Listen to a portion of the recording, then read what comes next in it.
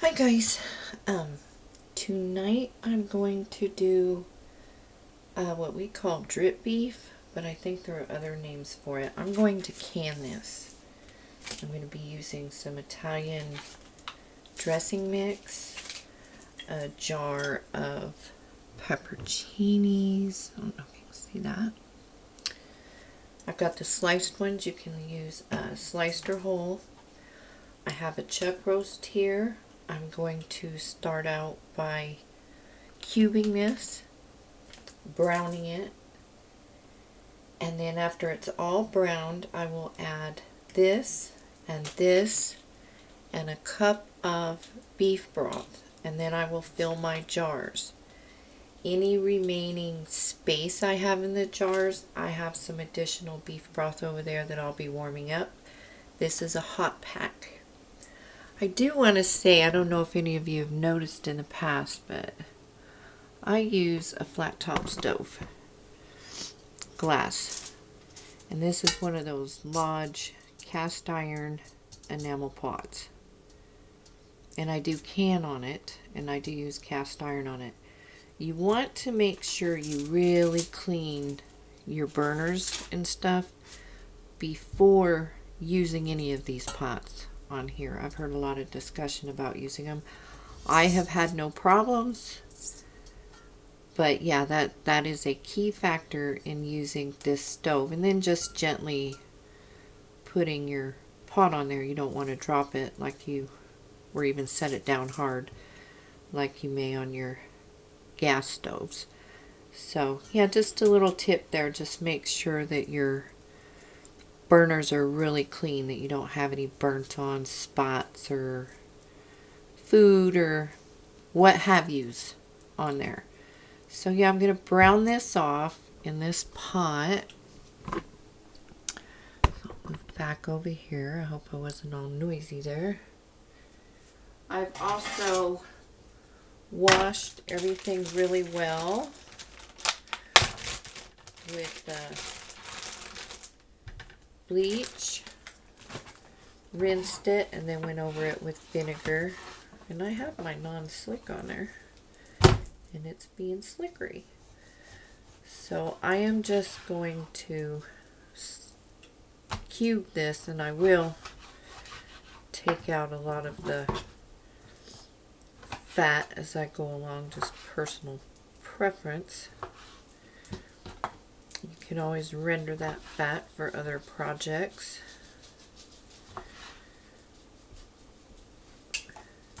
Add a little olive oil to the pan. Got my hair in a thingy. Hopefully it doesn't find its way to the front. I've never had hair this long before, so it's been quite a struggle trying to figure it out. And if you all can locate my hairdresser, do let me know. She's moved so many times. I don't think that's good for business. It's just my opinion. So I don't know who's going to cut my hair. I might do it myself. Should be interesting. My non-slick is not being very non-slick. So I'm not going to add any other seasonings to this at all. I'm just going to put it in the pot, cube it, brown it. Now this is basically a cooked product. It won't be cooked all the way, but when you cook your meat, you do use liquids, and that's the major reason that I'm browning it, because I really want to do this style beef. This is not a recipe from the Ball books, so if you disagree, you can leave, but I am following all meat processing rules to a T, but I want to do it my way. You can use this for sandwiches. You can do it on the side with potatoes. You can put it over mashed potatoes. You can have it with rice, quinoa, couscous, whatever you like. There's a million things you could probably think of to do with this.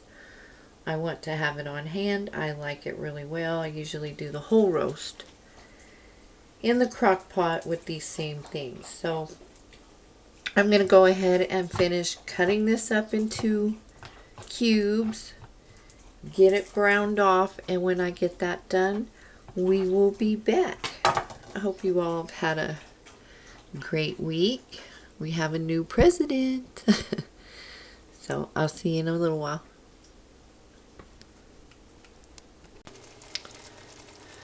Okay, there is our meat all cut up. It's hard to believe that's that big roast, isn't it? So I'm going to brown that off. Yeah, it's steaming a little bit. That's okay. Brown that off, and then we will come back and I will add my other ingredients and we will get ready to jar this up. I'll see you in a bit.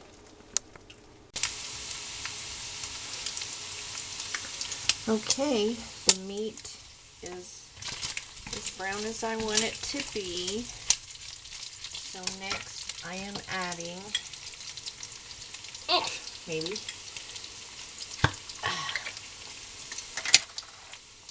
this jar of pepperoncinis. And I will save this jar for my dehydrating items. I'm adding that. Oh, it smells good. I'm adding the Good Seasons Italian dressing mix. And like I said, I will be topping this off, what doesn't fill the jars, with the additional beef broth I have over there. Can you believe that's actually one whole roast? I should have done two, but I want to do a raw pack video as well, so I think I'll be buying some more roasts at the old Sam's Club and doing this again, but I wanted to show this to you guys. I love this done in the crock pot with the whole roast. It's delicious, so I thought this would be really nice to have on hand just in case.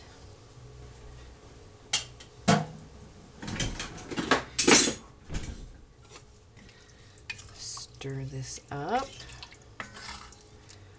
I have my jars all washed over there.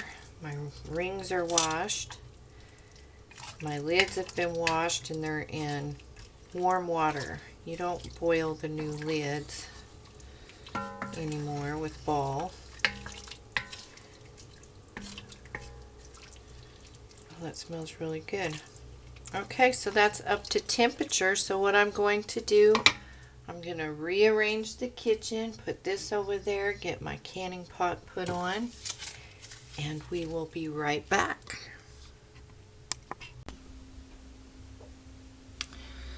Okay, we're back. Here's the meat.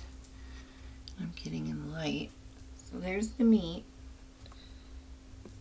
And now we're going to fill the jars.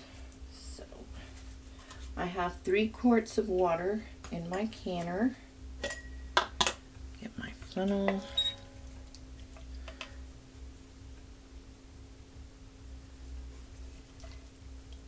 And start filling up these jars.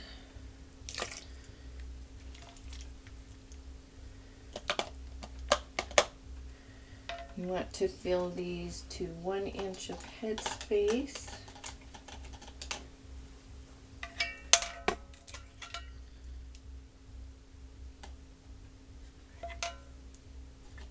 Down in there. Okay. I'm going to go ahead and do them. I'm going to make sure I have pepperoncini in each one.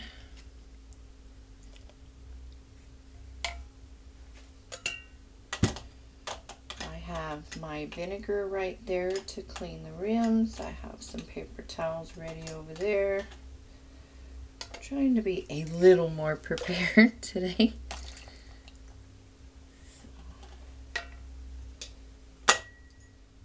Wide mouth jars do work a lot better with meat than your regular mouth jars. So that's all, oops, that's all there is to it.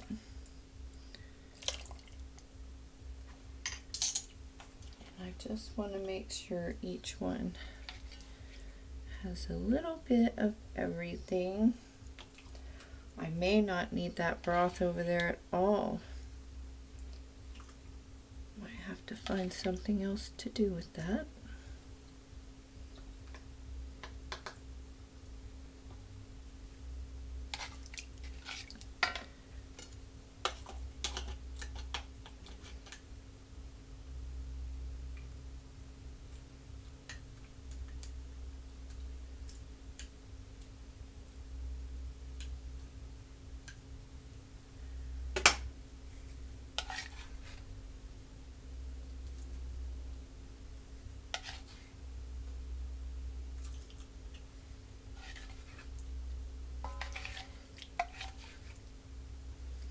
I think I said you can use the whole peppers in this as well if you like. Can make it real pretty if you do that. You can sporadically stick peppers in your jar and make it look really nice. Or you can use the sliced ones, either or. Works great.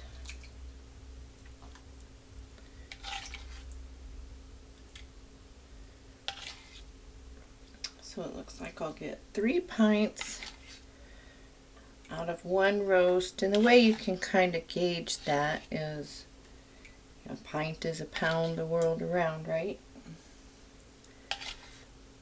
So you have a 3-pound roast, say 3.5 pound even. You get 3 pints. Debubble.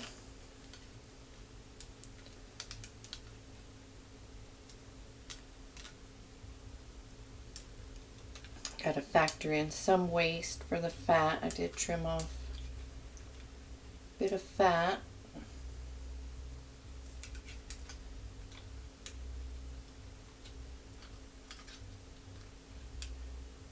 See, always debubble, because see my liquid decreased in that jar right there, so always want to debubble.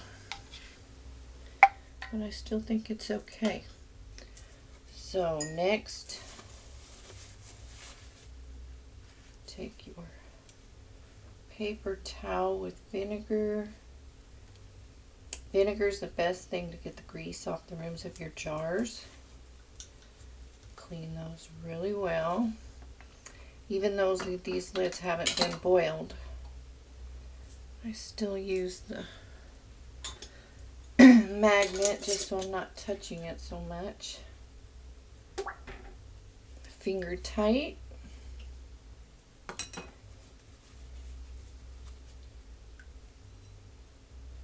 And again around with the vinegar, and you won't even know that that's there. Of course, I don't think it would really matter with this because you have the pepperoncinis.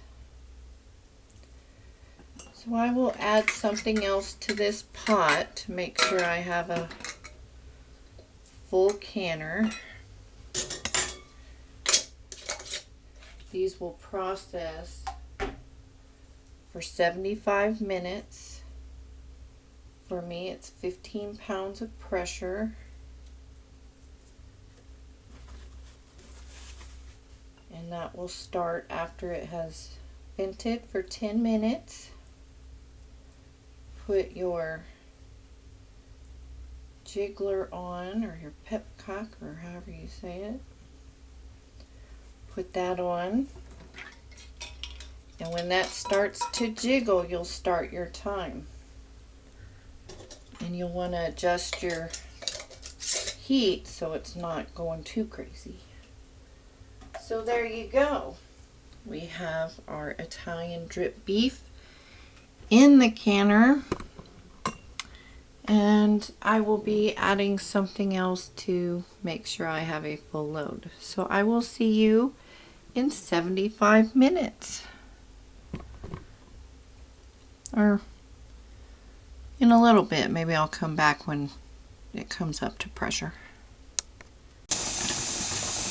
Okay, there's our steam. So we're going to let that vent for 10 minutes, and then we will put this on, and when it starts to jiggle, we will time it for 75 minutes. So we'll see you in a bit. Steam, steam, steam. Okay, here we are. We're at a steady jiggle. I'm going to turn down my temperature where I know that it usually stays at that, and I'm going to set the timer for 75 minutes. And when these are ready, I'll be back. Okay, here are our jars of drip beef, pepperoncinis,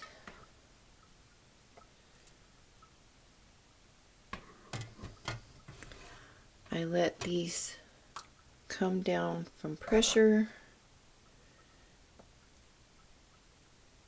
I let them stay in the pot for about 20 minutes. Took the lid off and let them stay for another 5. So there you go. And they're still boiling. That's going to be some good eats right there. So if you haven't subscribed, please subscribe, and I will see you in the next video. Thanks.